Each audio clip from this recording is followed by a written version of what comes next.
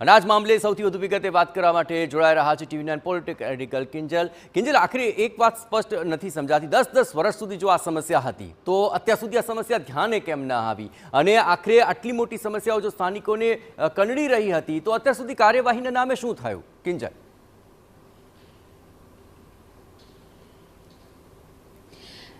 જયેશ, હંમેશા કાર્યવાહી કરવાનો પ્રયાસ થયો છે, પરંતુ જે રીતે વાત કરવામાં આવે કે જે આખી મિની બાંગ્લાદેશ બની ચૂક્યું હતું, ત્યાં અનેક અસામાજિક તત્વોની સાથે અનેક ગેરકાયદેસર પ્રવૃત્તિઓ હતી તે ચાલી રહી હતી. અને સૌથી મહત્વની વાત એ હતી કે ત્યાંના જે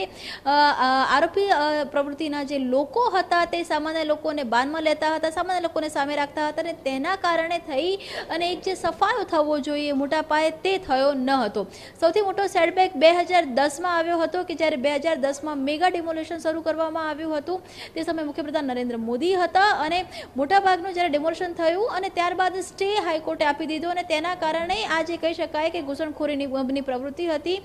તેને ક્યાંક ને ક્યાંક વેગ મળ્યો, અને તેના કારણે પરિસ્થિતિ અને પિક્ચર સંપૂર્ણપણે બદલાઈ ચૂક્યું. કોર્પોરેશન દ્વારા પણ ચંડોળા બ્યુટિફિકેશનને લઈને પ્લાન તૈયાર કરવામાં આવ્યો હતો, તેના સિવાય પણ ચંડોળાને લઈને અવારનવાર પ્લાન તૈયાર કરવામાં આવ્યો, પરંતુ તંત્ર દ્વારા એ પ્લાન એક્ઝિક્યુટ ન કરી શકાયું, કેમ કે તે જગ્યાની અંદર જવાની જે પરમિશન હતી એ ખુદ પોલીસને પણ ત્યાંના જે માથાભારે લોકો છે તે નતા જવા દેતા. આપ જુઓ કે ગઈકાલે મોડી રાતથી આજે પણ જે ડિમોલેશન થઈ રહ્યું છે તે 1-2 નહીં પરંતુ મેગા ડિમોલેશન થઈ રહ્યું છે, કેમ કે કોર્પોરેશન હોય કે પછી પોલીસ હોય કે ક્રાઇમ બ્રાન્ચ હોય, તમામ એક થઈ અને મોડી રાતથી જેસીબીથી લઈને તમામ જે સાધનો છે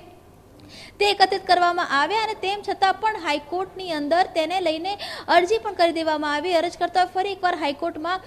જે કહી શકાય દ્વાર છે તે ખખડાવ્યા છે. આપણે જો બિહારીલાલાની વાત કરીએ તે પણ, તેની સિવાયના પણ જે કુખ્યાત લોકોની વાત કરીએ તો એક કાર્ટેલ, એક એવું રેકેટ ચાલી રહ્યું હતું કે જેને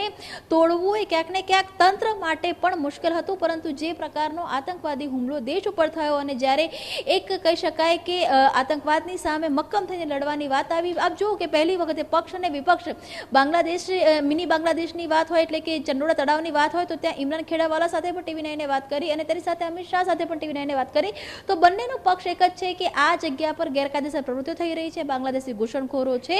અને તેમને રોકવા જ જોઈએ. તો એક જે કહી શકાય કે વાતાવરણ બનાવવાનું, એક જે મુદ્દા ઉપર એક મત થવાનું, કેમ કે આસપાસ અનેક સેન્સિટિવ જગ્યાઓ પણ છે. ખુદ CPએ એવું કહેવું પડ્યું છે કે જે પણ લોકો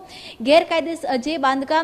બાંધકામ તૂટી રહ્યા છે તેની વચ્ચે કોઈ આવશે, કાયદો હાથમાં લેશે તો તેની સામે એક્શન લેવામાં આવશે. એટલે કહી શકાય કે એક આખો પ્લાન એક એક્ઝિક્યુટ કરવામાં એક સમય ગયો છે, અને જે પ્રકારે અનેક મુદ્દાઓ સામે આવી રહ્યા છે તો નર્મદા કેનાલનું જે પાણી છે એ વિસ્તારના આસપાસના લોકો કે જે કાયદેસર રીતે રહી રહ્યા છે તેમને પણ નથી મળી રહ્યું. એ જ એક વિસ્તાર છે કે જ્યાં વરસાદનું પાણી ભરાઈ જાય છે પરંતુ નર્મદાનું પાણી છે તે નથી મળી રહ્યું. તો આવી અનેક જે બદીઓ છે, એક ફાર્મ હાઉસ જોવામાં આવ્યું કે એક આલિશાન ફાર્મ હાઉસ બનાવવામાં આવ્યું છે, ગેરકાયદેસર ફાર્મ હાઉસ, અને ત્યાંથી જ તમામ પ્રકારની જે પ્રવૃત્તિઓ હતી તે ચાલી રહી હતી. તો મક્કમતાથી અત્યારે એક જે પ્રયાસ છે તે કરવામાં આવી રહ્યો છે, અને લગભગ 5 વાગ્યાની આસપાસ આખા સવારથી જે પણ કેટલી ગેરકાયદેસર બાંધકામ તોડવામાં આવ્યા તેને લઈને પોલીસ દ્વારા વિગતવાર છે તે માહિતી પણ આપવામાં આવશે. ખુદ જે ગૃહપ્રધાન હર્ષ સંઘવી છે, રાજ્ય ગૃહપ્રધાન, તે પણ ચંડોળા જવાના છે, અને જે કહી શકાય કે આ વખતે વાત ચાહે